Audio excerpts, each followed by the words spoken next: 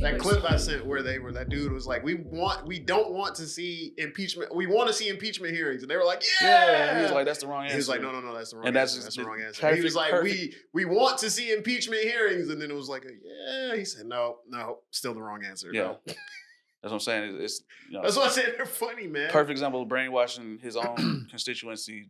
It's crazy, even though they want something completely different. But welcome. As we sit here, you know what I'm saying? Obviously, communication is fucked up right now. In 2026, I mean, it's kind of been fucked up for a long time, but in 2026 specifically, where we have probably the most amount of communication that we've ever had. And with that, I mean, I don't know what.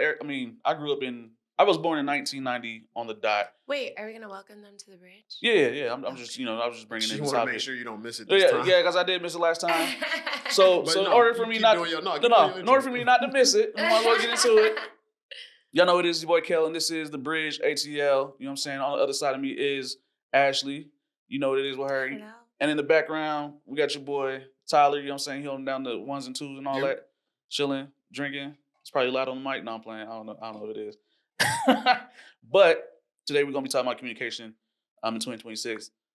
This kind of goes after our digital podcast, you know what I'm saying? Digitally, multiple different types of technology, computers, you name it, AI, whatever's going on right now.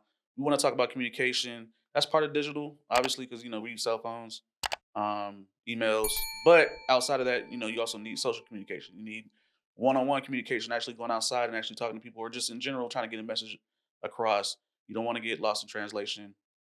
And we're talking about how currently today we're still being lost in translation, even though we have multiple types and ways to communicate with other people. So what I was about to say was, I was born in 1990.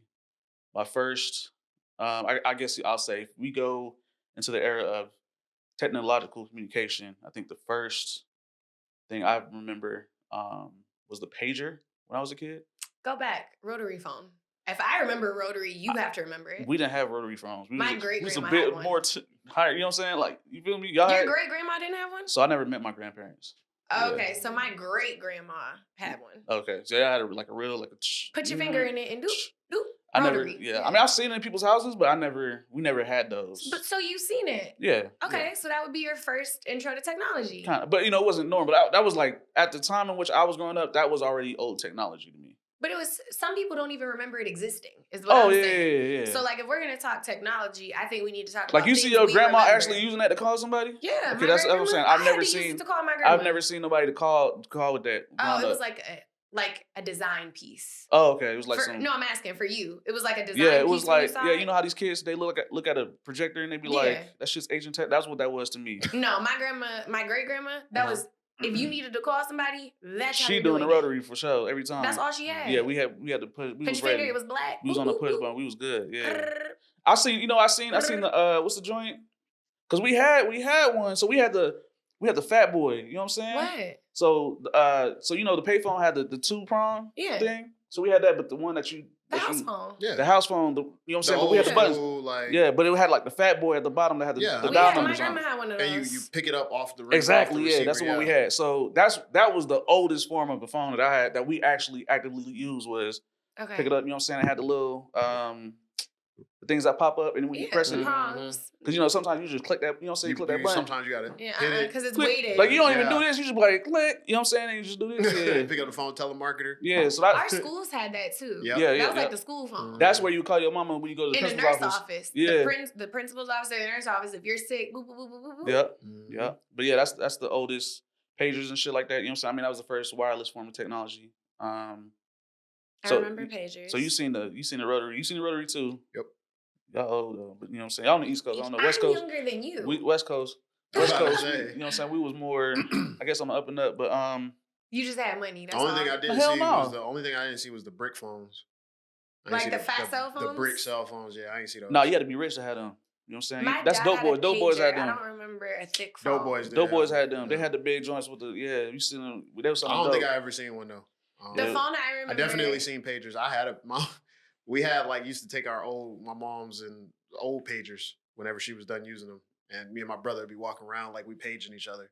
So I feel like my dad had like a fat black phone, but it wasn't like the big back. It was if you were to compare it to something, it would have been like a Razor, but instead of it flipping up, the bottom flipped up, and it was like a little plastic that covered the keypads. He had that, and then the cell phones, like obviously the Razor, the Sidekick, the Crazer, like that, BlackBerry. But that's getting into the like early, like that's moving into first like smartphones. Yeah, smartphones. Yeah, I mean, I love the BlackBerry. No, the BlackBerry went crazy. I mean, I was more Sidekick, like Sidekick, anything. Love the Sidekick. I liked hanging up on people with like a purpose. I think everybody did. Flip phone, click. Yeah. Then you get them scratches on there. You know what I'm saying? Fuck your phone a little bit, doing too much. Motorola, that Razor. I the love indestructible just Nextel. flipping it up. Nextel. Yeah. But y'all ever like wrote letters? All the time. My mom used to make me handwrite letters to everybody. Like write letters to mail? Yeah. Yeah.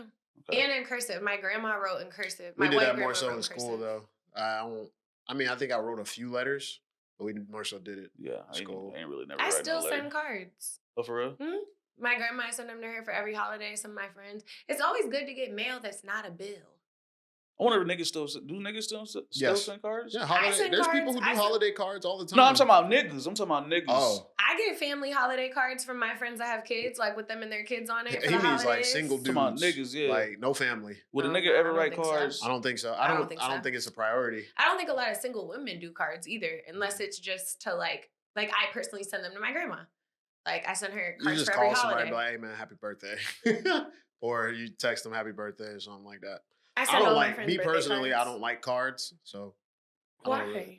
I think it's just I appreciate the sentiment, but it ends up being trash. I have all my cards. So when my grandma died, she had all my cards from when I was a little kid that I ever wrote her. So I still have them all, like in my little kid chicken scratch handwriting. And sentimental value for sure. I don't. Some people I don't know. They're just like yeah. I don't know. Cards is just whatever to me. Maybe, like, I'll throw them away if all it says is, like, love and then your name. But if you wrote something in it, I have it still. That's pretty cool. Like, I'm definitely keeping them. Because what happens when something happens to your friends or your family? Like, it's cool to be like... To keep it. Yeah, like, if I have kids and my grandma's gone, I could always be like, oh, this is what your great-grandma liked. I think my thing is, where would I put it? You know what I'm saying? I have a big storage container. It's just a little box. And just go... It's a card. It's not like it's huge. Yeah, but I feel like they're supposed to be displayed because they're, like, pretty. You know what I'm saying? No, it's just in a storage tote. No, it's not. I don't even display them. I just throw them in. I mean, I keep it up for like a good couple months. And then I keep it up for the time. Like if she sends me a Valentine's Day card, it's up. A birthday card is up. But once the month is over, we're switching decorations. It doesn't match. Yeah. Maybe I'm just not sentimental. Who? So you? Yeah. No, I mean, I get what she on. Like I said, I feel like the card is, it's supposed to be like usually like an elegant card or some kind of like graphically looking, you know what I'm saying, pleasant looking card. So I'm thinking keep it out for a certain amount of time. But they're getting rid of the Postal Service. They're about to run out of money in 2027, so it's going to be bye-bye. So this happened last time. They're privatizing it, I think. Yeah, it's going to be privatized. So it's still going to happen. They're still going to have people send it. It's just going to be owned by somebody with money, and they're going to start charging subscription services for it. We can't operate without a postal service. Like, I better look into it. Yeah, it wouldn't be smart to do that. It's going to mainly affect old people because the USPS will affect all of us. But I mean, in a sense of USPS goes to every single house in the US. Yeah. FedEx and UPS do not. So like when you have rural places and stuff, they do not. Oh, really? I didn't know that. They don't because it depends on the contract and where it's located. What would an old person do if they have a FedEx package? Are they supposed to go somewhere? Sometimes, like depending on where you're located, they'll send it to like the nearest hub, and then you have to go there and get it. But USPS usually they give it to USPS. USPS and they'll deliver it. Sees every house, and then a lot of old people that are analog still. That's how they get their medications. So now you have issues with just mail plus medications. How are they going to get them? So is that off the grid? Like, if you still get mail, are you still off the grid or no? I don't think so, because I still get USPS. So depending on like what you pay, I think you could be off the grid and still get mail. You just send it to not to your house. You have to send it to like a PO box or somewhere else where you can go check it USPS on like a monthly basis or something like that. Like, every month on the whatever, I just go check my PO box. I have a PO box, but Tarte sends me mail, and their stuff comes USPS, and they're like a big makeup company. Okay. Because sometimes it's cheaper depending on the contracts they have.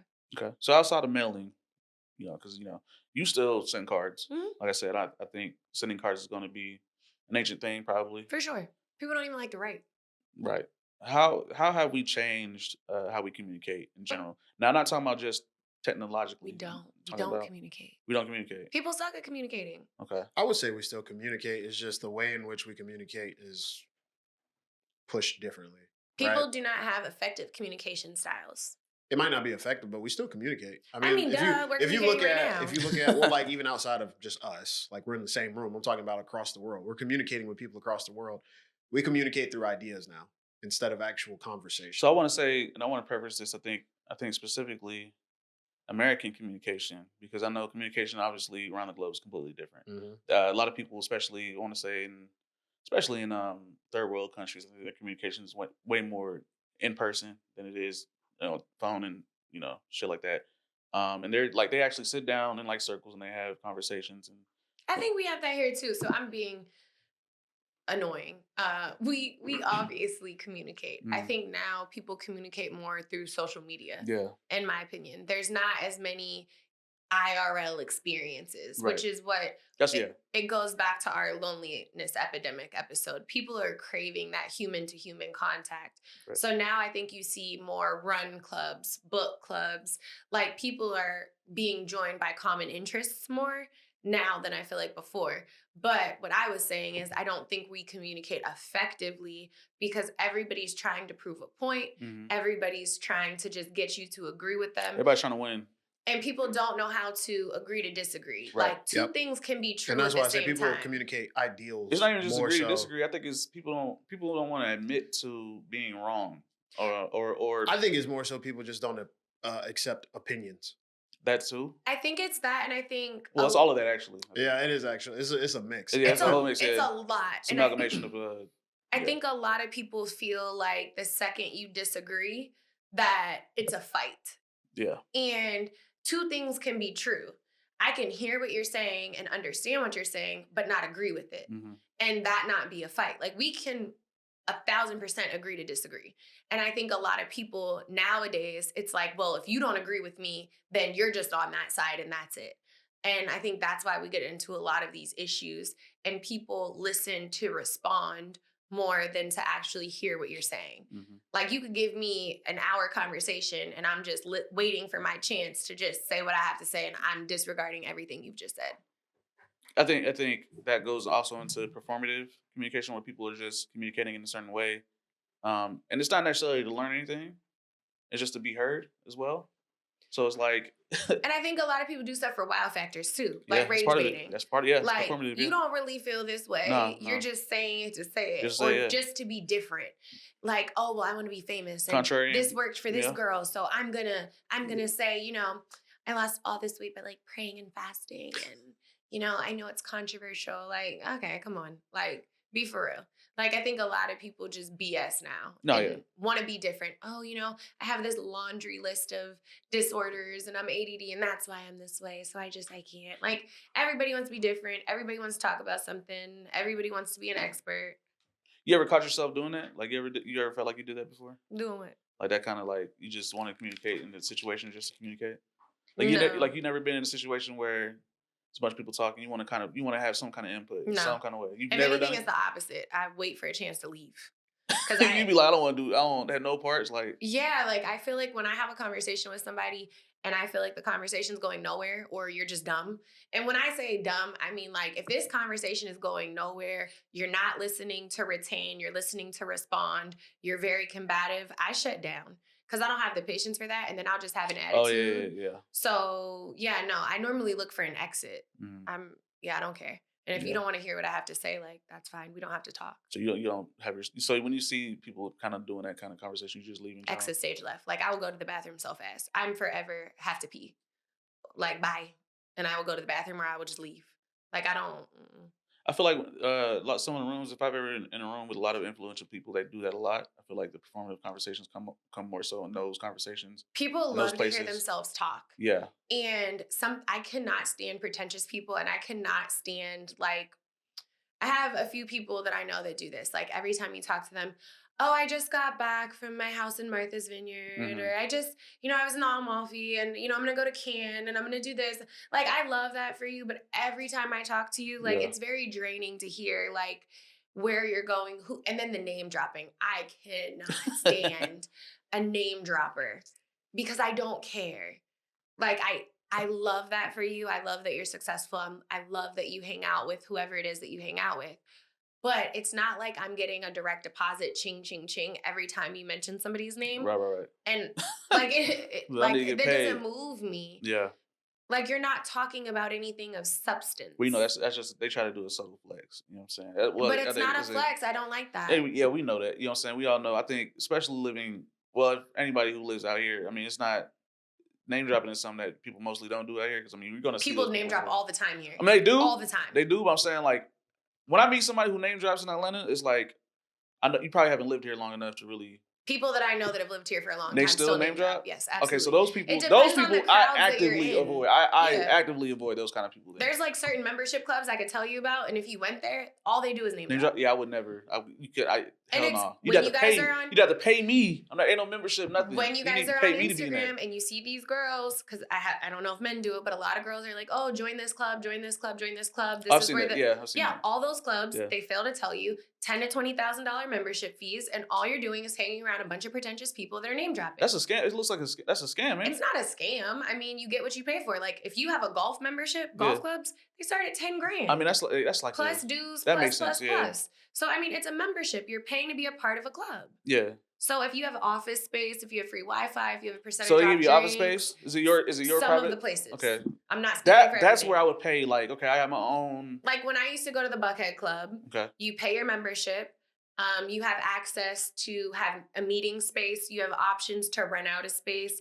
You have options for different areas. They have events weekly and monthly. They have a restaurant there. You get a percentage off of the food. You have free Wi-Fi. Like you can literally go there and work every day. Those are real perks. You know what I mean? But you're also going to deal with people that are name dropping. Yeah, they're going to name drop all the facts. Oh, who do you work with? Oh, do you know this person? Do you know? Yeah. I think that's also a way to try to go up the ladder, I guess. Oh, because I know this person. You might know this person too, so maybe we can meet and do this. I don't think it's that. It's let me know who you know so I know how much respect to give you. That's another one too. Yeah, that's part of it. Yeah, that's definitely what it is. That. Yeah, for sure. Hate that. You know so-and-so? Yeah. Or you don't know them? And I'm good to be like, no, because then I want to hear everything you have to say. Yeah. Like, no. Which is part of the performative communication styles that people mostly use. I mean, like you said, it's mainly, you say they use it as a way to basically read you. Determine how much respect will I give you? Yeah. What is your social currency? Yeah. How can I benefit from this? What can you do for me? Like that's part of what I miss about living like up north. If like no one in up north would ever try, depending on where you're at. Like I could say New York, PA, Ohio. Nobody is gonna name drop and be like, oh, I worked with Ashley a week ago, and she spent this and did this. Like it's very private. You don't talk about. You think this is an Atlanta? It's a down south thing, absolutely. Oh, south is it south or is it Atlanta? I've seen it in Florida too. People talk about how much their home is and how much they spend and how much they make. It's very, again, this is how you'll respect me based on what I spend. Up north, nobody is going to say, oh, I live in a brownstone. Oh, I live in Upper Manhattan. Like if you ask, they might say, but they're not going to be like, I live in Upper Manhattan and my house is $3 million. Like I've had people that I've met just like, I'm at the bar trying to get a drink. They're talking to me and they're telling me how much their house is. So I think I would say. What? I think that's a people thing though. Well, so I'll say this because New York is seen as more of a, especially high, like money wise, way more upscale. I think it depends on what. I feel like in New York, like it depends on where you're at, right? Yeah, I mean, yeah. Like if you're at one of the upscale bars in Manhattan, and then who you're talking to, right? You might be in you especially, Ashley. You might be in an upscale bar in Manhattan. You sitting down taking a drink. Some dude walks up. And he's gonna no start one up north has ever talked to me about how much they make. Finance bro comes up, you know. They're not gonna talk about how much they make. They might talk about what accounts they work with, but they're not gonna talk about their money. I mean, isn't that I think in New York they would do it in a way. They don't do it like you know. Like if you know, you know. Like right. he gonna say some shit like, I shopped at so and so.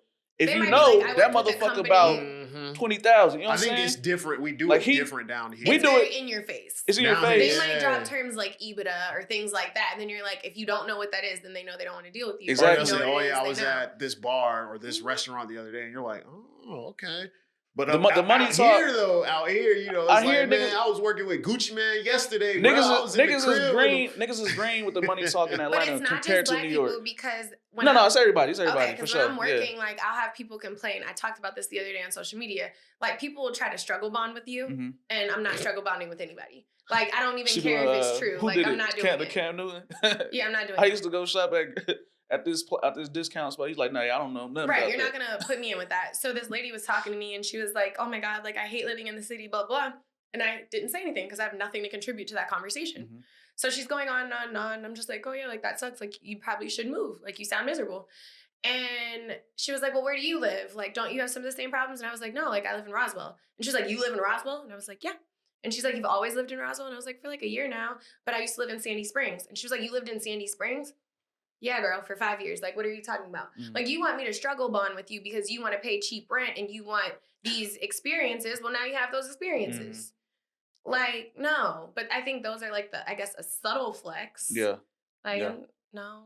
Yeah. Like I said, like I feel like the money talk is just different. Like I said, if you know in New York, out here they're going to give you a currency, which is, I would say, the mid-level type of conversation, but a high-level conversation with somebody in New York is most likely, hey, I'm about to mention these brands and houses and these accounts, like you said, to you. And if you know, you know. If you don't know, okay, whatever. But you never know how much I make unless you fuck with me on this level with the shit that I do. Communication style, I think, has also changed. Like, social media has changed a lot. Oh, yeah, definitely. So I feel like from a business standpoint, everyone is a business owner, which is fine. Like, buying an LLC, cool. You're a business owner. That does not make you a successful business owner. Mm-hmm. You can own a business. You can own an LLC. You can have the paperwork. Does not make you successful. Mm-hmm.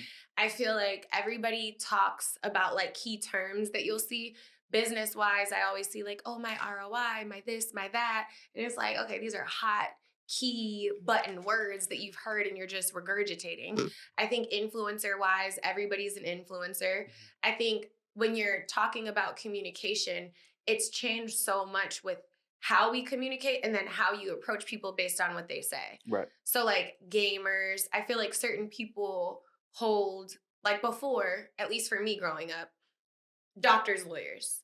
Like if you're a doctor or you're a lawyer, you're prestigious. Mm-hmm. Like you're held to a higher standard, education and money-wise. As an adult, not to discredit anybody that's a doctor or lawyer, they still do very well. However, when you look at their debt to income ratio, you realize a lot of doctors are broke.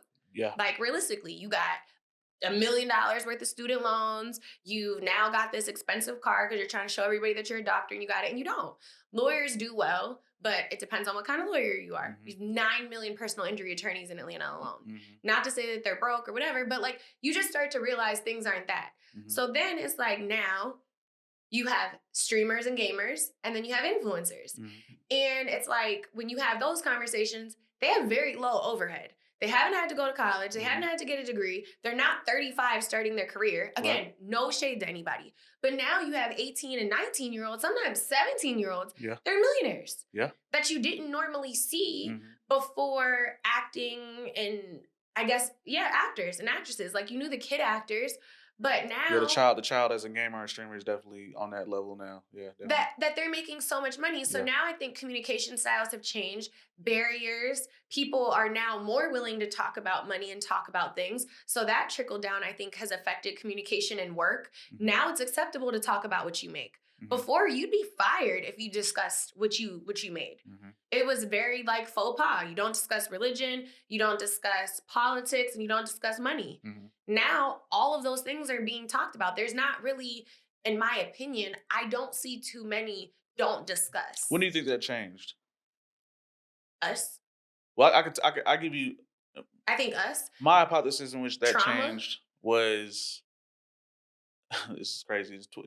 Whenever Trump got in office is when I think that changed. I think before that.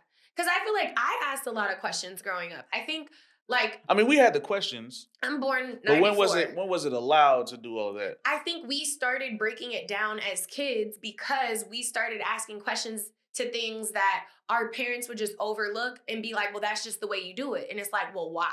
Why, yeah. So I think when we started asking our parents why, our parents had to think about, okay, well, why do we do this way? And like, even my parents, like as an adult, I'll talk to my mom about stuff and she'll be like, honestly, I never thought about that until you started like really asking me. And then I had to process because I never asked because I didn't think I could ask. They never challenged the question. Because they didn't think they could. So then it's like, now we're asking like, okay, do I need to go to college? Like, do I really need to? And yes, we still did. But then you have the 2 and 3 generations after us, or I guess not generations, but years after us. If I graduated in 2012, I'll say when I was graduating college in 2016, that class of 2016 started saying, I don't need to go to college. I can go and become a plumber, get this 2-year certificate, and make just as much as you with your 4-year degree and not have the loans and the debt. I can be an electrician. I can do hair. I can be an esthetician. And then a lot of those jobs that I think people look down upon, like, oh, you do hair. Like, I remember when people would say like they do hair, they're a barber, they'd kind of be like, But then when you started seeing how much people were making, $45 haircuts, $200 extensions, like just to apply. I'm not even including the hair, the this, the that. Then conversations became more talked about. Estheticians, you're now microblading. You're charging $500 for an hour appointment. How? With little to no overhead. Mm-hmm. So I think a lot of those stigmas behind what you do, how you do it, and the money became more transparent. So then it wasn't snooty anymore. I think those estheticians, hairdressers and whatnot, I think they figured out, especially in our generation, figured out how to make monetize. Yeah. I mean, with influencing, because, a lot of them are also influencers. They sell, they have sponsorships. They sell certain, hair and shit like that, products, sponsorships, saying everything like that. I think we knew how to monetize that on another level by asking those questions. And people respected more because they realized how much you made. I think people looked at those jobs as like, when you hear a blue collar job, do you feel like that's somebody that's respected, or do you feel like it's like, okay, you're a plumber, or you clean, or you do this? I've always respected it. You have, but other people, I feel like it's looked down upon. Like a plumber? Yeah. Well, I don't know. Like, who would be proud to say I'm a plumber or I drive trucks? I think a lot of people didn't realize they made a lot of money, right? Yeah. So that's what I'm saying. People, so back in that the seemed day, like I had the word. But it was like the working class, right? I think you would look at like Super Mario or some shit. You would think of like Mario. I'm saying, like, you would think of a nigga that looked like Mario, and, you know what I'm saying, fucking around with toilets. Nah, you're gonna look at the fact that you deal with shit all day, like, and you look down upon same thing with trashmen, right? I don't know. Are they the same though? Yes. Yeah, trashmen make a lot of money apparently. Like a plumber? Yeah, they can make up to They make up to $6K. Real shit. Yes. I mean, not $6K.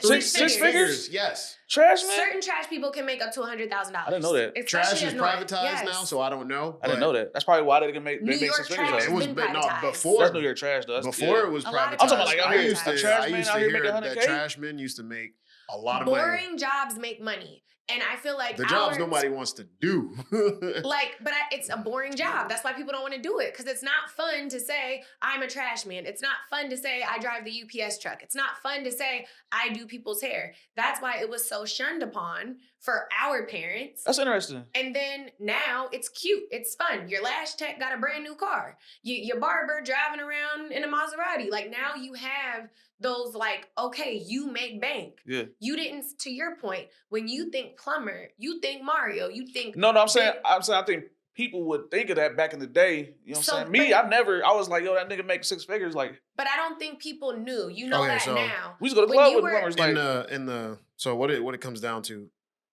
only tenured people really make up to 100K as a trash man. Yeah. Like, past what? They say years? The median is about 40 to 60. That's what I'm saying. Like, but even 40 to 60 is good. Because plumbers could be, you have your own business as a plumber. I think it's unionized, so they have benefits and they have all that, so they have the safety that y'all don't have with these government jobs that you used to have. Yeah, federal, yeah. Working federally now is not like it used to be back in the day. Back in the day, that was a good job. That was a job security. Yeah. We've had a shutdown. Plumbers are about the same. This year. They're about the same, 40 to 60. I'll say in the beginning. If you're very experienced and you have the tenure, then you can make up to 90. HVAC makes money. And then like the high earners tenured HVAC now. Yeah, it all has potential to grow. Like, a lot of people think if you're a trash man, you will only make 40 to 60K for the rest of your life working as a trash man, but it'll grow. There's like growth there. Yeah. Welders, electricians, like you said. Welders make a lot of money, Yeah. Boring jobs. Those are all boring jobs. None of those jobs sound fun. In a sense of, when you're little, you're not going to grow up and be like, no, you're not going to think, hell no. So that's what I'm saying. Yeah. So I think... when you're little, you don't know those. Some kids will be like, I want to be a construction worker when I get older. Never have I ever heard anybody They want to be bodybuilder. You never knew kids who wanted to... No, when we were kids, everybody wanted to be, like, you had random stuff, like, I want to be like a singer or a race car driver, and then you had, like, doctor, lawyer. And then when you had to do your papers, she around some everybody sophisticated children. Everybody had like the basics. We had some niggas. I was like, I want to be a nurse like my mom. I want to be a construction driver. Yeah. There's kids on TikTok who want to be trash men. They love the trash people. Now. Because now you have parents that go out and give the cards. They have them talk to them. They're bringing them cookies. They're bringing them presents. Like they're involved now. But I think TikTok has also influenced that too. Well, and I think that's because of us. Once again, going back to the communication, I think that's another huge part. We talk to people. Our parents don't. Like if I asked my mom what the name of our trash person was in the house I grew up in, she'd be like, "What are you talking about?"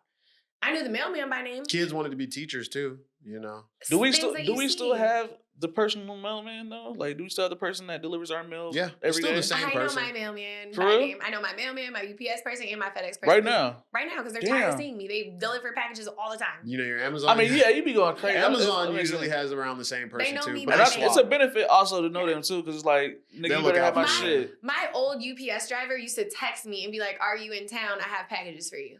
That's what's up. Like crazy. Clutch. It's kind of clutch though. I ain't gonna lie, it's clutch. Super clutch. And I'll hit him up sure. Like, "Hey, I'm out of town. Like, can you keep it for me?" Because one time I had a phone getting delivered. I'm like, "Bro, if you bring this right now, I swear I got you." He was like, "I got you. I'll bring it right now." Hell yeah, you give me tip. Give me tip. Yeah, I'm on the way. Shit, but I would get him cards for the holidays, cookies and stuff. Shit, real one. Knew his birthday. If I'm on the route, if I'm seeing you all the time, even if I'm seeing you once a week, there are 52 weeks in the year. That means I see you 52 times, and I don't know your name.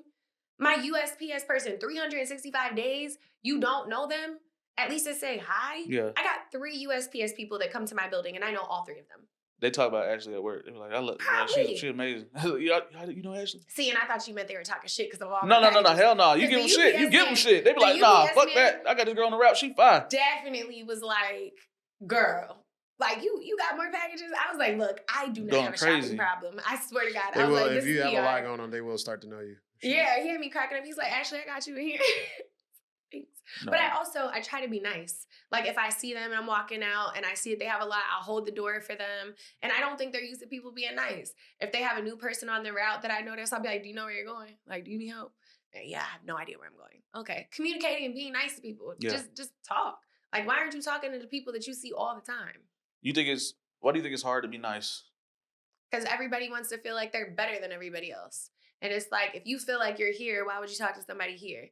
I think it goes back to like have you ever heard this saying, like, if you're trying to do business with somebody and you see how they treat the waiter, it lets you know how they are. Yeah, how they are, yeah, definitely. It's like that. Because I think that older generation felt like they were too good. And now I feel like we have that because of social media. I feel like it's like, "Oh, you're beneath me. I don't need to talk to you." Mm. You see it with influencers and their audience. You're an audience member, like, "I don't need to talk to you." Doing bad business, sending people improper stuff. I think people want to feel like they're above somebody else because it makes them feel better about who they are.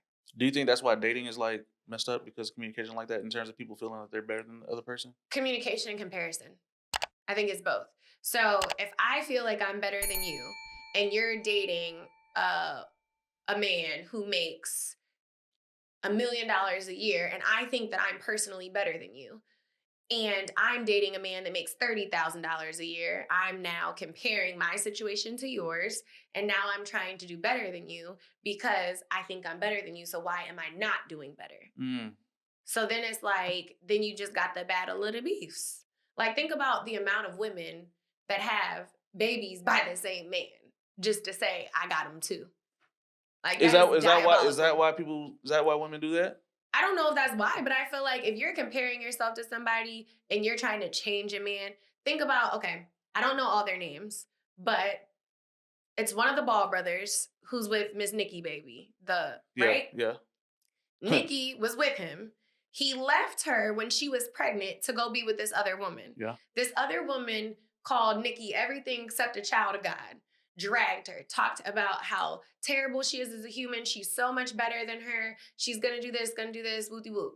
Got pregnant by the same man. Then apologized to old girl later. Because she got left being pregnant. Yeah. She thought she was better than her. She thought she could have the same access to what she did and get a better version. And now they both look dumb. I think it's that comparison of like, well, if you could do it, I could do it. I think it's about value. What value is that? No, not like value in the sense of like internal value. I think people communicate the way they do because what value am I getting out of this interaction? So like very much in tandem to what you're saying. People who think they're higher than other people, they're like, what value do I get out of helping this UPS man? Yeah.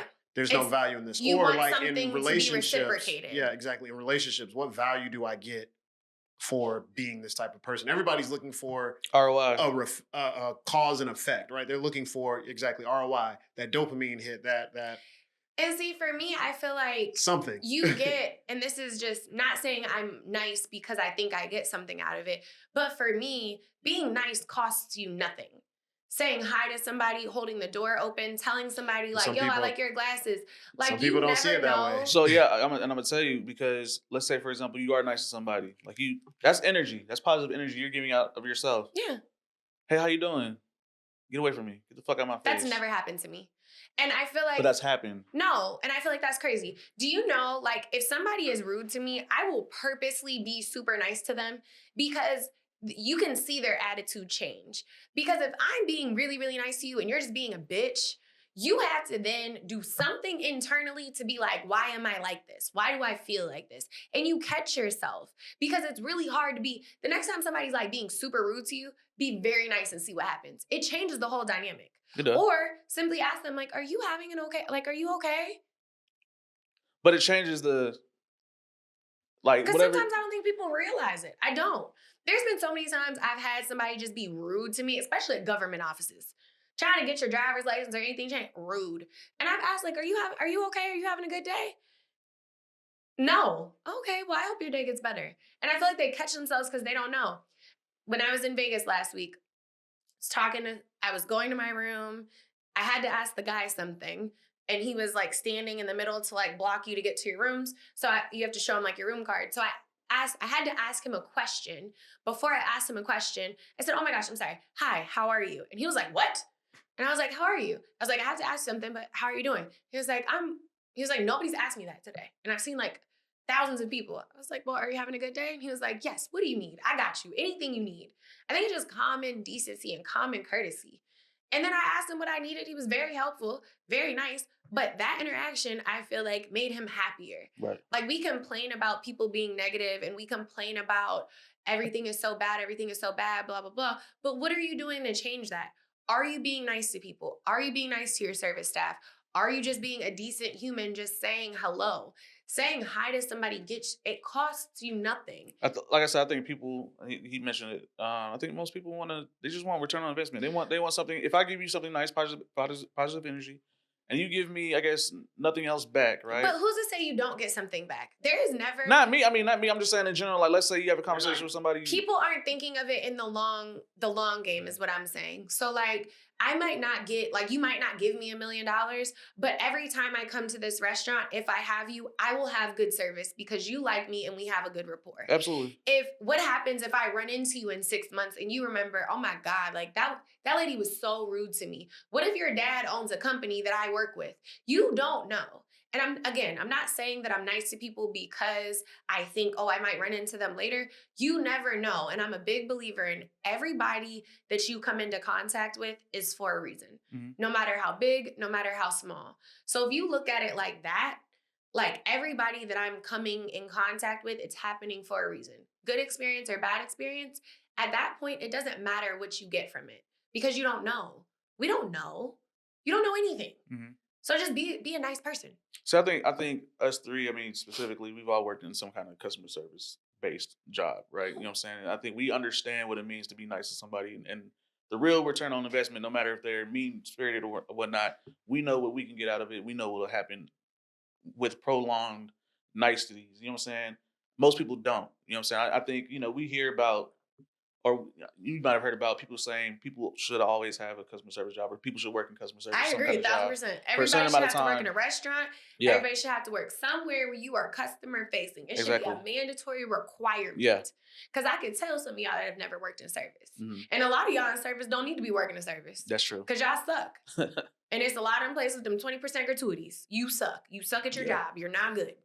Yeah. And so, with that, I think that's why it's kind of hard to be nice, I guess. You know what I'm saying? For some people, because it's like... It shouldn't be hard for you to be nice because I think that goes into like I'm not going to change who I am as a person for anybody. Mm-hmm. And that goes like in relationships and anything. If you could feel yourself changing who you are, you shouldn't be around those people. Mm-hmm. So like, how is being around somebody, like if you have a server and they're rude, ask for a new server.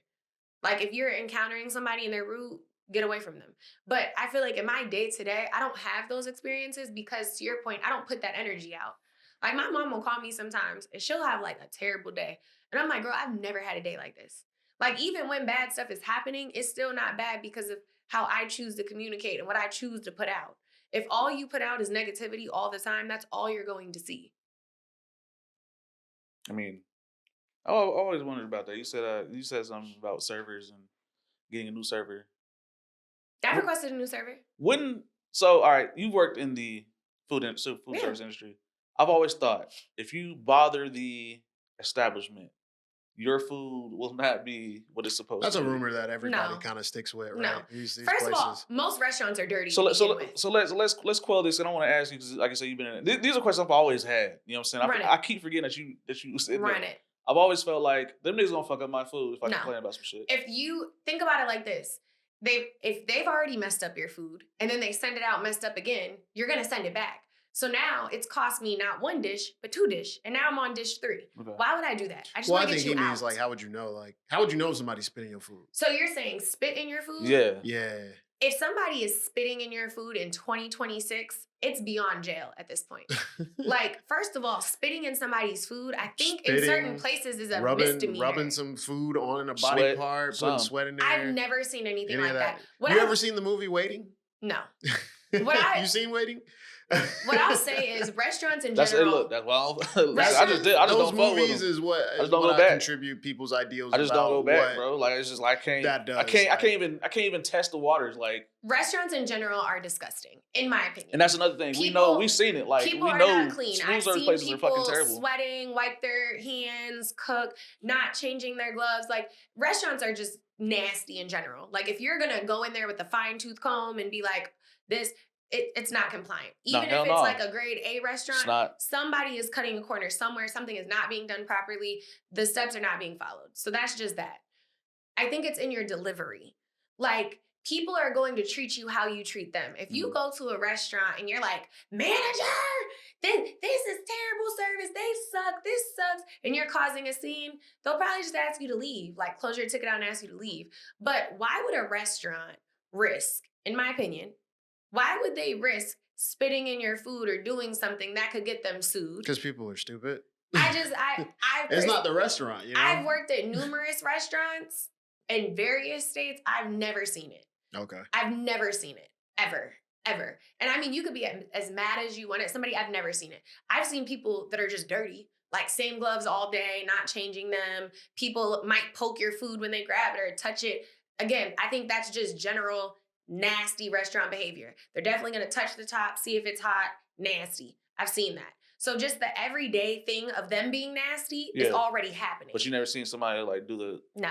You never seen like malicious... No, and if I did, I definitely would have said something. No, I have a shitty table. Table 7 is shitty. I'm going to... No. Hey, give them the special. I've seen somebody fan out money when they had an improper tip. Her name was Brittany. We worked together at BJ's Brew House in Daytona. She was a menace. If you did not tip her what she felt was appropriate, which she felt like she deserved 20% at all times, terrible server, terrible person. She would, like, if somebody tipped her like $4 and change, she'd fan out every single dollar, put it in there, put the change on top and be like, here's your $4 back. And then would have the nerve when they took their $4 back, she'd complain to the whole back of the house like they suck, they didn't tip me, they took their $4 back. Girl, how did you think giving somebody crappy service, taking my $4 back, being rude, and then embarrassing them in front of... I'm taking that bitch back though. And then you're embarrassing them in front of their entire table. You thought that was a good idea and you were going to bully them into tipping you? Like, you're an idiot. Hey, bro, you the one working here. I've seen stuff like that. But I've never seen somebody mess with anybody's food. Okay. Just be nice. Like, excuse me, I have a problem. If you're too scared to say something, do a review. But, I mean, say something. Say something. So that's the thing. I was, you quelled mine. Because I had always been a fear of mine. I was just, like I say, you got one chance as a restaurant for me to come back. And a lot of restaurants have open kitchens now. Yeah. So, yeah, no. Okay. No. Because look, The way I look at it is like, why risk your job? But oftentimes, why risk a lawsuit, bump your job? Because if you spit in somebody's stuff, they are suing, and your restaurant is gonna throw you under the bus. You're gonna go to jail because they're definitely gonna be like, I'm not affiliated. We do not do things like that. If you are a server and you spit in somebody's food or a cook, they're definitely going to jail, for sure. Yeah, that was a little side question I had, but going back to communication, we had talked about earlier. How people use communication as a way to basically flex, you know what I'm saying? Obviously showing their ego, you know what I'm saying? I'm going to tell you how much money I make or whatnot, especially in Atlanta and in the South. There are people who are obviously not confident in their communication, you know what I'm saying? Shy people and whatnot. They don't really want to talk. Y'all are both outgoing as people, you know what I'm saying? As I know. You ain't talking about you. I don't know why you're looking at me. Yeah, both of y'all. Both of y'all outgoing. I'm not outgoing. You're outgoing. No matter what, I don't know what you're talking about. He's a liar. You talked more than him when I met y'all. Well, I'm more business facing. Like I know we got stuff to handle. When we outside, he'll definitely be the guy who's talking. You know what I'm saying? If we out here, he's the guy that really, hey Tyler, go talk to so and so. More than I am. I'm very reserved. Okay. But and I feel like I'm reserved. Like if I had to talk, I'll talk. But for the most part, you be on it. You know what I'm saying? Yeah, hell yeah. Come on. You and Keisha, both of y'all. Yeah. Keisha talks more than me. I'm more quiet than Keisha when we're out. You quiet? You more quiet? You more quiet than Keisha? We took Keisha to the belt line. She immediately was talking to people. Keisha, we went somewhere with you. You immediately started Keisha talking be to on people. business though. I feel like when Keisha was talking to people, it was like, I know what I have to do. I have a goal here. I'm about to go get to it, and that's what she's on. You know what I'm saying? But I think she would seem more reserved to me. I don't know than you. I think you'd be way more like, yeah, how y'all doing? Than both of y'all. I've seen both of y'all just strike up a conversation with complete strangers and just be having a whole conversation. Like, it's so do you think that's I mean, I'm not gonna say that's a gender thing at all because it's not. It might be. I think I've always talked to people, but I think it's vibes. If I don't like somebody, I'm not saying anything. To somebody who is quiet, you have a quiet friend or somebody who doesn't really go out and talk. Somebody comes to mind. Okay. So what would you say to them to try to get them to be a little bit more? Nothing, because I feel like if I'm thinking of my quiet friend Jessica, shout out to Jess. I feel like she's not going to say anything unless it's worth talking to you for. Facts. Which is how I feel. I think I'm just a little more agreeable at first. Like, if it's an awkward silence, I'm definitely going to, like, try to bring everybody together. But, like, I'll give you. So, Sid, who's very outgoing, and Jessica met me at my friend's house for his birthday. Like, he rented a house, had a big old party. And I told them both before they came, I was like, it's going to be a bunch of bad bitches, a bunch of, it's a diverse group of men. Some are married, some are single. Everybody has good jobs. Everybody's chill. Like, it's just going to be a really good time. So they both came. Sid was like so happy. She was like, I've never been to a house party. This is great. Everybody's nice. Everybody's talking. Everybody's having fun. Jess is extremely quiet, and she had a great time. And, she wasn't talking at first, and then we introduced her to a couple people, and then her and this girl were talking for like an hour, and they were just having a field day. So I feel like for quiet people, I think most quiet people don't like stupid people. Facts. So they don't like to talk, because on the off chance that you say something stupid, they're going to be awkward, and then it's an awkward situation. So I think they don't do that. 2, I think if it's a female, females are mean. So if you're quiet and then you talk to somebody and then they're rude to you, that's dead. So I think it's that. And then I think they're unsure, like, what value. Quiet people are more observant, and they're more like, what value do I get from talking to you? To your point, like, what's my ROI? I don't need you. I'm fine. I don't need to talk to anybody. So why would I risk it? Like, it's a 50-50 toss-up, and I'm not in the mood for it. Whereas I think people that are more, quote, outgoing, it's, what do I have to lose? I'm going to sit here in awkward silence if I don't say anything. So I think that's that. So my advice would be, I mean, you. So if you're going to, nut up if somebody says something and then it's just going to send you down a spiral for a week, don't talk. But I mean, my thing is, what's the worst that could happen from saying hi to somebody? Like, what's the worst? So I had watched an interview recently. I told Tyler about it yesterday. It was with this guy. This is this guy who's blown up on the internet. His name is Clavicular. You might have never seen him. I've mentioned him here before because I've seen some of his content. What does he do? He's a streamer. I feel like most men that are on the internet have like podcasts and they bash women. He's very his shit is very, and people watching this. Streamer. Yeah, people watching this, they'll be like, wow, you watching that nigga? Yeah, it's crazy. Just popped up on shit, but it was insanely interesting. He's a guy who's big on. I'm not gonna go with his terminologies because that shit sounds crazy, but he's big on he's on the Manosphere shit where you got to be fit, you got to look good, you got to, red pill type shit, right? Okay. But he's very scientific with his shit. Like, he's like, you need to and I'm mean to the highest levels, to the dredges of the internet, in which he basically like measures like facial symmetry and all of that, right? Like he takes that shit insanely seriously. So he's talking about this stuff, and the interviewer asked him. He says, "Did you?" Because he said he got into all of this stuff during the pandemic, Okay. and he said, "Did that mess you up because you didn't have a lot of social interaction?" He was like, "No, because most social interaction today, you have no ROI, you have no return on investment." He says he's a 20-year-old streamer from Hoboken, New Jersey. Yeah, I guess is where he's from. Yeah. SNL did a skit on him recently. I want to like say the last 2 weeks. Yeah, bro, he's up there now. They done put that nigga up there. Very interesting conversation because, like I said, a lot of people are trying to say it's performance art because it seems like that. But I think he's dead ass serious. I think during that time, he said during the pandemic, in which this is when he got into it. I think a lot of these kids around his age definitely got into that shit and really locked in. It's crazy. So what's the purpose of this? What does he do? So like I said, he says that there's no ROI in talking to people today because most people basically, like I said about positive energy, what's the reason to be nice? There's no ROI in terms of talking to somebody that you don't know, like a random stranger. Well, first off, I think for anybody that might not know him, we should preface this with this is a white man.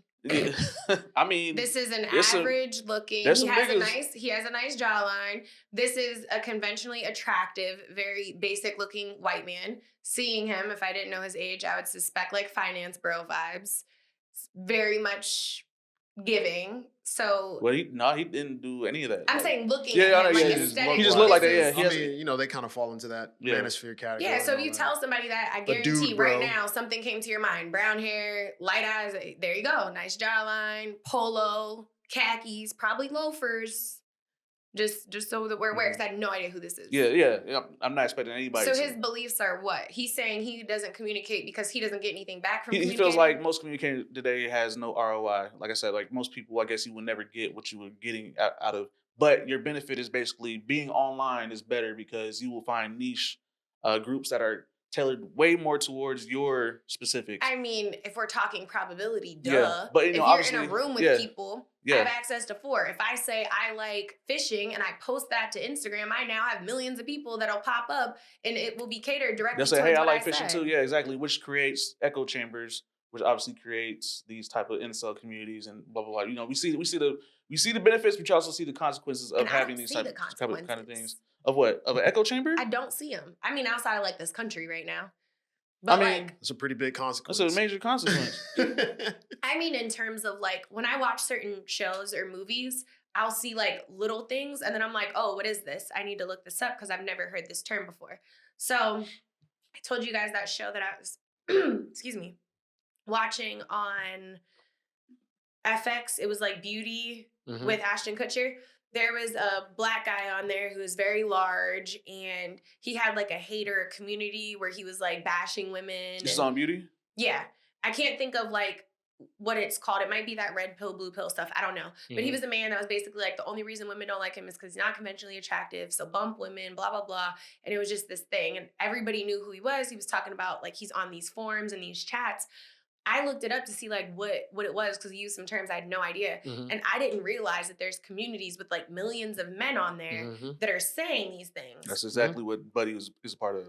I would have never known that even existed had I not seen it on TV. Exactly. I don't see those things. This is it wouldn't apply to you because you're not a guy, right? 2, the way you all interact, you're not a person who's online like strongly because they're usually in opposition of what, like feminists. Yeah, they're in opposition of women. Well, they're in opposition of women, but they argue the most. They argue the most with the feminist group, right? So the feminist group is kind of like the counterbalance, not like the extreme feminists, like. But feminism in general, like I wish we could get rid of that word. A feminist is someone that believes in equal rights of men and women. For women, exactly. Like, but that's why I say extreme. But there's extreme. There are. Just like there's an extreme for men, there's an extreme for women. For sure, but you said baseline. So he's no. I mean, he's arguing with everyday women. They will argue with anybody That's crazy. Who's in opposition to them. And women are in opposition to them. But their primary target, like that they go back and forth with, are the extreme feminists, right? So I mean, you're extreme, so I feel like go against an extreme. Yeah, exactly. So like they're going back and forth. But you're not like on that, this, that, and the other. You're not going to sit there and argue with them. You'll just see somebody say some stupid shit in the comments that's in line with that. I will troll you. you'll probably, I love to troll. But a troll likes to troll back and forth. So they stop though. If you notice, they do not troll back. They nut up real quick and they don't say anything. No. Yeah. I thought most trolls I see they will go the distance, and then they'll block you and just keep talking shit about you. I mean, y'all have access to our page. I say something back. That's normally the end of that. Yeah, it's just you're not gonna see this as like a thing. It's really more of a detriment to us, like men who are like regular, right? It's a detriment because now. A detriment to you? It's a detriment because it's bad PR for us. Yeah. If anything, I think it would be good PR because then when you come out into the world and a woman has a conversation with you, it's like, oh my God, you're so refreshing. Well, if the woman decides to have a conversation, now they have a preconception that this dude could probably be one of those. But I feel like that's a generalization. All women are not saying all men act like that. I'm gonna give you an example. This is why men don't. That's why they're saying men don't come out and try to talk to women. Men have never tried to come out and talk to women. You guys have always been shy. No, yes. Hell no, yes. nah. The men who are the incels are the ones who don't try to talk to women. The problem will always be you want to talk to specific women. And those women won't give you the time. See, and I don't think that's the case because ugly men talk to me all the time. And I'm just like, sir. I mean, those niggas got confidence in themselves. They do. They're the most confidence. Somebody must have told them they weren't ugly. But what I'm saying is, I feel like men in general, and you can tell me if you agree or not, men fear rejection. Yes or no? I think everybody fears rejection. But yes. Men fear rejection, right? Yeah. So on the off chance that you approach a woman and she says no, you're now not going to do it if you think she's going to say no. To your point, if you think she's out of your league or whatever the case is, you're just not going to say anything. Men, most men. Is that fair to say? Because on the off chance she says no, you're now rejected. You fear rejection. So you're not going to do it. I feel like the majority of men, like there's times I've been out and somebody will sit next to me and I see that they want to talk, they're not saying anything. So I'll be like, hi, we'll start a conversation. And I'll be like, why didn't you say anything? I didn't think you would talk to me. I was scared. A lot of men are afraid to talk to women. So in my opinion, if these incels are, in their mom's basement tweeting and doing whatever, and you're out in real life exposed to women saying hi, I don't feel like a woman would be like, oh my God, this is a red pill man. He's about to do. Like, I think that they're willing to try the conversation. I do want to say, I don't know if you remember a few episodes back when we first started the new format and we filmed over there. You spoke about it, that men there's crazy men out here who will approach women and when they are rejected, they turn, right? And you said that shit is scary. Yeah. That leads into that for women, right? So women are scared of dealing with that as well.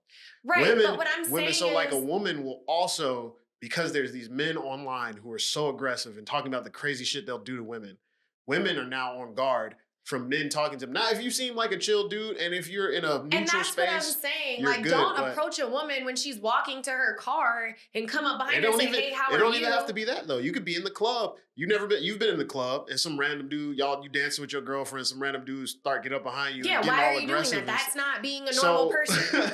I'm talking about being a normal person. That's not to normal. To them, that might be normal. And you're not a normal person. If you feel like it's appropriate to come behind a woman and rub your genitals on her butt that you don't even know, but these new upcoming men don't know when to approach women. Exactly. They don't because there's no more interaction. There's no... But I don't think that's true. We used to have the mall. Niggas used to just go to the mall. You used to have the mall and that was your proving ground. We have bars. We have restaurants. Go to a happy hour. There are women places, at happy hours. We're not saying it doesn't exist, right? These places also cost way more money than back then when we was coming up. All bars are not expensive. I'm not going to say that. So they're not going to bars like that. They're not going to those places like that no more. All of this stuff is available to you. If you want to go meet a woman, you can. If you want to go meet a man, you can. Right. If you want to meet somebody who's normal, it's all out there. It's accessible. However, those people who do live online, because I can't speak to those who don't live online. I think it's better for people who don't live online because social media's communication is not like influencing your worldview, right? We talked about worldview before, and I think social media influences a lot of people's worldview, right? If you had no experience on social media and all you ever did is go to bars, go to malls, you're like, yeah, man, women will talk to you. All you're just gonna do is say hi. Like, there's dudes who are like that. So what you're saying is people feel rejection because they're trying to talk to women on social media by sliding in their DMs and getting no response? No, it's more than that. Because if you pay, so like I said, with the incel community, you don't really see it. Like, as a guy, we see it. I see more male-centered tweets. So what issue are you seeing? So what I'm seeing is that these men believe, they create a belief that women will not talk back to them. And I think it just comes from a simple fact of the women that they want don't want to talk to them. they don't talk to women. A lot of dudes don't just talk to women. Everybody, once again, there has to be an ROI. So the communication problem is they're not communicating? Yeah. So like how we talk to you, right? Mm-hmm.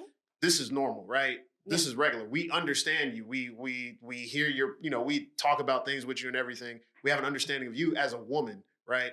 A lot of dudes don't have that. A lot of dudes don't even believe in being friends with a woman. And that's why they're in their mom's basement and they're on Reddit threads. I mean, that's exactly why you're a product of your environment. And I think that's also a big part of this problem with the communication thing, right? Is that there's a lack of these dudes, these incels, don't actually communicate with women. They just see women as objects for them to have sex with and to do all this other stuff. Mind you, this is also not just dudes; it's also females as well, women. Femcels as well. What is a femcel? The opposite. The opposite. That's what they're called. Not extreme feminists. They're called femcels. Yeah. So a femcel feels what? It's the exact opposite. Exact opposite. They feel like men are just here to breed and bounce? Yeah. Essentially. Okay. And the dudes. And so why don't they just link up? Because it sounds like it would just work. They're not attracted to each other. Yeah. They're not attracted to each other. What's that girl who got canceled like a couple years ago and we haven't seen her? She was like shoved down our throat. Long red hair, basic looking girl. She would always like be super big on like men. She would always take the sides of men, but they never agreed with her. They didn't like her. Yes. Oh. So is it people like her? Nah. She's just a what do you call pick me? Yeah, that's all she is. Yeah, pygmies have they're on a different. So what is a femcel? Because they can get a femcel is a woman that thinks that. So conversely, like how a man, like I said, with a man, they're the opposite. So a femcel would be a woman who's like maybe not conventionally attractive, right? Okay. She might not take care of herself. She might not do her makeup. She might not do her hair, whatever, right? You're looking homely. A little homely, right? Homely. But then when she tries to talk to dudes who are like taking care of themselves, dudes who work out and everything, they're like, oh, they don't even give me the time of day, or they just want to use and abuse me. So you know what I blame with all this, the femcells, the mencells, whatever they are? Your parents. Bad parenting. Yeah. Because y'all teach your kids that they can have whatever they want. Yep. And you teach them that nobody can tell you no. I saw a teacher show some emails from like that he got recently. This woman said, I pay taxes, so my daughter's grade should reflect that. Like, people are idiots. And I feel like teaching your kids that there's no is what causes this. So it's failed communication from the top. Mm-hmm. If your kid is not conventionally attractive, it's okay to let them know. Like if I had an ugly child, I'm gonna be honest, I don't think the parents know that either because their parents don't know they're ugly too, yeah, exactly. Right? So I feel like if you're ugly, you can be a solid 7 if you dress right. Like you could really upgrade. I agree. I think if you are ugly, like physically, you are ugly. You can come up to a solid 7. There have to be things that you can change, right? How does your body look? Right? Are you working? Are you in shape? Did you get lipo? Shit. Are you a cologne alone? Do you dress nice? Do you smell good? Is your hair? Can you control the things that you can control? If your face is fucked up or you ugly, you can fix it. Kylie Jenner did. Look at it. Y'all love changing your face. Okay, but like not everybody has the money to do that. Listen, yet, right? nose jobs are like $5,000. And you can do Afterpay, She's saying it like somebody can be like, oh yeah, $5,000. I'm just saying, you can Afterpay. People's credit scores are shot already. Ashley, sound like you need to get to work, bro. But I think a lot of people will not look at themselves. They looking outward, right? They always look outward. It's never I'm the problem. It's y'all are the problem. And that's crazy. And that's gonna be a lot of people. And like you said, parents, they allowed this. They just created the demon. Great. I blame parents, but also I blame like the Disney era of things. Why? Like because Disney. Well, no, the reason I blame like the Disney era and like cartoons and everything, like TV shows, always say the nice guy's gonna always get the girl. You grew up in it, but you didn't drown in it. That's not true though, because if you really watch Disney, the men were never nice. No, but the nice guy always got the girl. No, they didn't. Yeah. If there was a nerdy dude who liked a girl and she was dating the jock, by the end of the movie, the girl would be with the nerdy dude. Which prince was not nice? So Snow White left her home with men that catered to her hand and foot. Snow White left the 7 dwarves that were doing everything for her for a man that woke her up out of her sleep with an unwanted kiss. She couldn't do nothing. And what was she? She was happy when that man kissed her. She was happy with her life tra-la-la before. She was even happier as the princess. She left them 7 niggas for that one nigga though. And we didn't know because they and wasn't she a princess already? I don't think so. I don't. I think she was. She was. And she was a they princess already. They put her to sleep, put her in the woods with the dwarves, and she was hanging out with the dwarves. She hanging out with the dwarves. She didn't know. She was living her best life. The prince came along and gave her life back. Crazy. I'm just saying, she was happy either way. Disney, I feel like, did the opposite for women. I feel like Disney made women codependent on men. Yeah, and it showed women, like Beauty and the Beast. You fell in, first of all, bestiality.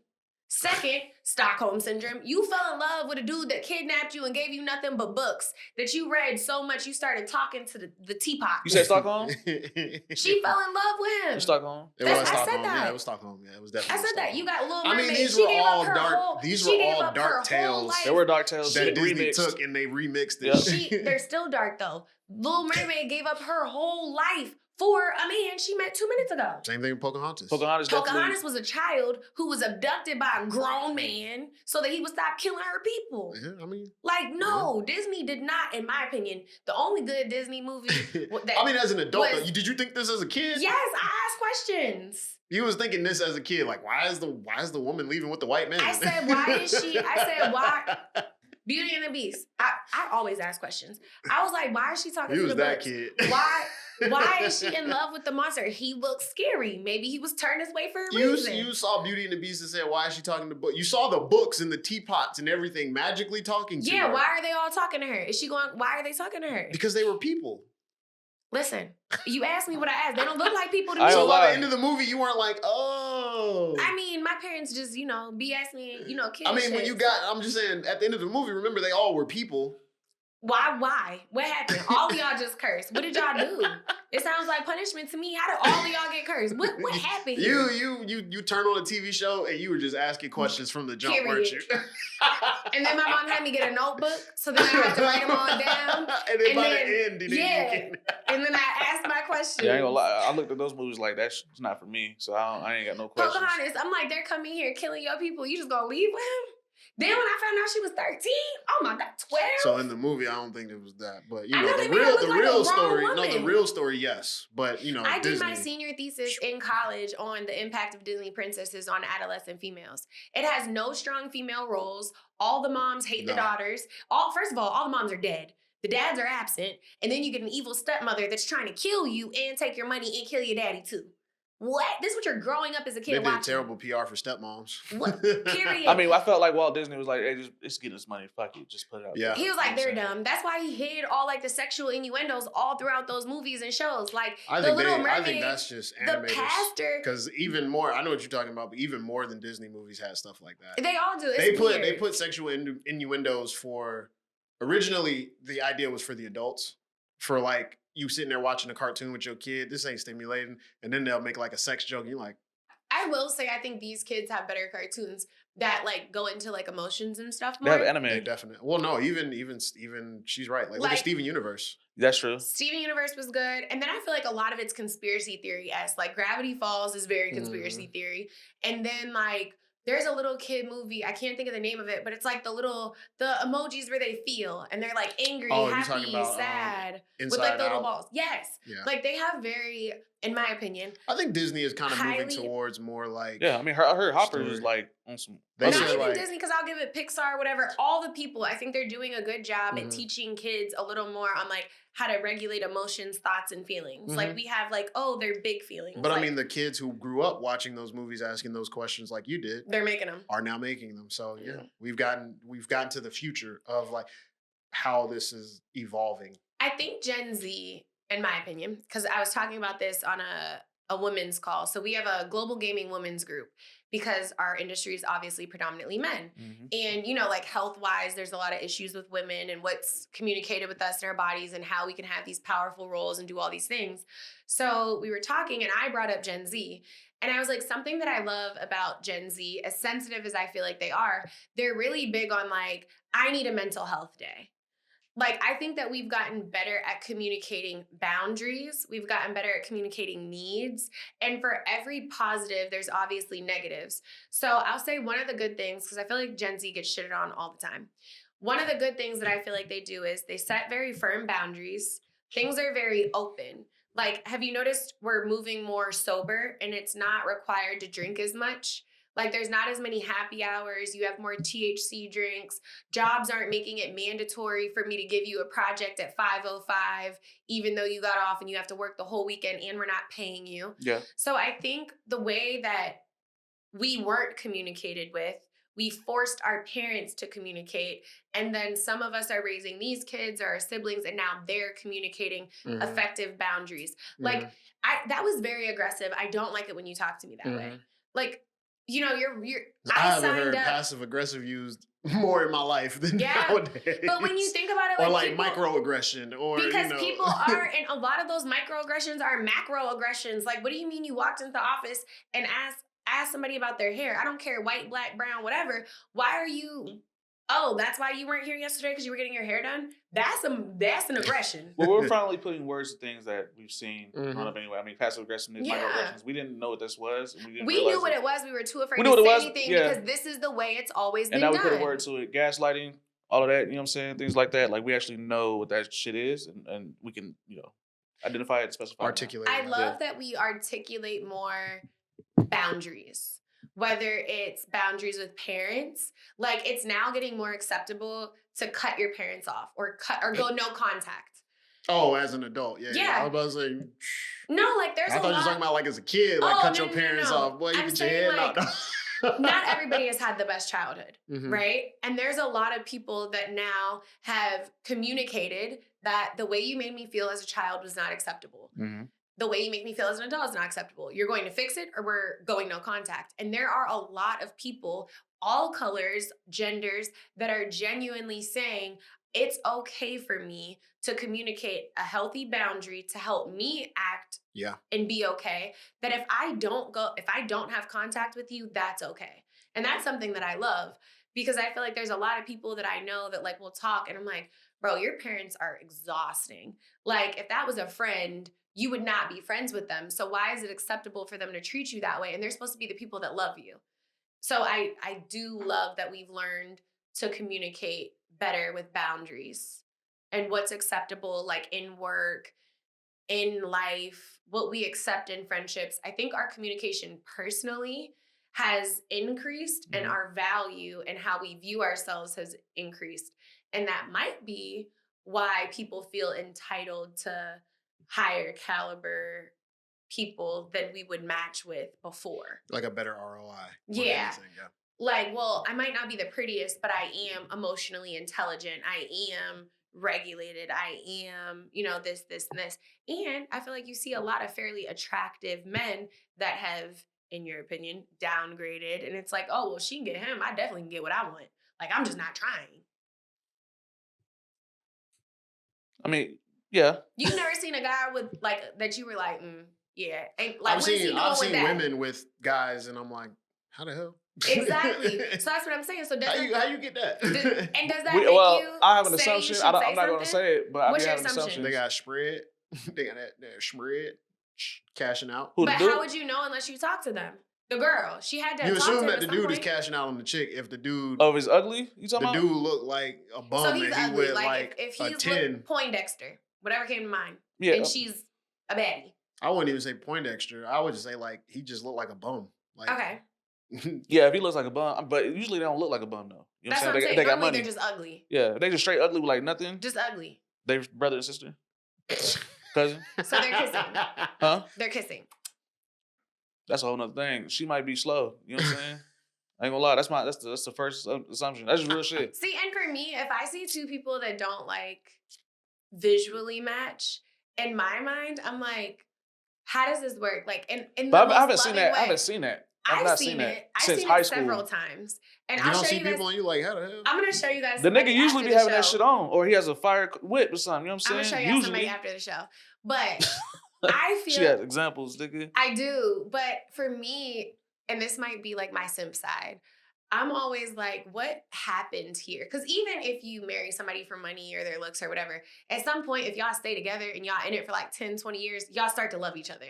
So for me, when I see like an unequally yoked couple, I love to like ask them how they met, because I genuinely want to know, because I feel like it always has like a really cool story. And some people glow up over time. Mm-hmm. Like when they show me, like I've seen some throwbacks and I was like, oh, you was the ugly one and he, okay, all right. Some men get fine as time progresses. Sometimes they got with them when they both were ugly and poor and one person just got better surgery. So I feel like with me, I'm just like, oh, they must really love each other. That's another thing. It's like, longevity. This is love. It's the longevity of their relationship. Like you said, like it might have been where he might either downgraded or she might have just upgraded while they were, or they upgraded together, or they just loved each other. Like they worked in the same field, they got to know each other. Like those couples, I feel like last longer than two aesthetically pleasing couples because I think they actually know each other. There's actual love there, and you're not like waiting for the love to grow. Yeah, like that makes me so happy. I always love to be like, how'd y'all meet? Tell me. I rarely see it, but closing remarks in terms of communication. What do you have to say about that in terms of communication 2026? People should lean into therapy if you are a femcel, a red cell, or whatever. A red cell? Get out. Red pill, what is it? White cells, red cells. Whatever you are. If you're a living, breathing hater, go get some help. Like touch grass, go see somebody. And honestly, like all jokes aside, I would love to see like the men and women that are like man bashing in the in whatever their community is. Go out and try to talk to a woman. If you're a man, go try to talk to 3 women. A woman that you think you deserve, a woman that you feel like somebody else would tell you deserve, and then a woman that you feel like is beneath you. And for the women, I would say do the same thing. Go talk to somebody that you think would be your dream man, that you think you deserve. Go talk to somebody that you feel like other people would tell you deserve. And then go talk to somebody that you would be like, yeah, I'm way better than them. And I would be curious to see if you're the problem. Like, do you have a connection with these people or not? Because then I think you can get from behind the screen and do like a real science experiment and come back with actual data versus thoughts and feelings. And then for everybody else, I feel like continue to communicate, do what you gotta do. Go out, be nice. Go give like 3 random people compliments and see what kind of day you have. I would say, while communication, we have more technology to communicate with other people. While that's going up, and it can happen at a higher rate, comprehension is still at an all-time low. Y'all don't want to understand. And so even if I do communicate with you, you still ain't going to get what I'm trying to put out to you. Comprehension. So, yeah, I need you to start reading. Or at least, at the very least, I mean, we have YouTube. There's a lot of very informative YouTube channels out there. Audiobook? Audiobooks are good, too. I do recommend one YouTuber. His name is FD Signifier. If you're Black, just look at him. Sociology major. I think he has like a master's in sociology. He has multiple degrees in sociology in that particular area. Very good in terms of people studies and case studies and all that. Look at his videos. I'm telling you, you'll learn a lot about people in general, especially if you're Black, about our community and what's good for our community. If you just look at his videos, very entertaining. I would say Mel Robbins. I love her podcast. Okay. And they vary. Sometimes they're business, sometimes they're people, sometimes they're communication. But the amount of stuff that you will learn that she says across the board will help with your communication comprehension. Yeah, y'all need to learn how to just be, learn to listen. Really, that's another thing. A lot of Jay Shetty. You like Jay Shetty? I love Jay Shetty. I like Jay Shetty. He ain't a scammer. He ain't no scammer. He ain't never scammed me. I don't know. That's an Indian dude, right? Huh? Okay. He has some really fire interviews. In terms of, he drops a lot of gems. His interview with Cardi B was fire. In terms of his gems with comprehension and communication, he did an episode where he was talking about communicating. And Cardi, when she came on his show, she actually thanked him. And she was like, I did what you said with my boyfriend, and it opened the door for us to have a beautiful conversation. Like, I don't know if it's his tonality. I don't know if it's his cadence. If he is canceled, I'm sorry. I didn't know. Please let me know. Yeah, because let me do some read. I think 2 things can be true. He can be whatever you guys are saying, but he also can have a really good podcast where he brings value. And I think it's the cadence that he speaks in. It's very calming. It's very like, welcome. So today we have, and we're talking about. Yeah, he's hypnotizing. Yeah, but he also has like excitement and joy. Oh, yeah. You just feel comfortable. Okay. Expand your horizons. So he put you on that spell. I like Jay. Shout out to people who are actively, helping their community and whatnot. Yes. I know a lot of Indian folks who talked about Jay Shetty in the past. But yeah, definitely, get your comprehension up. It's very important.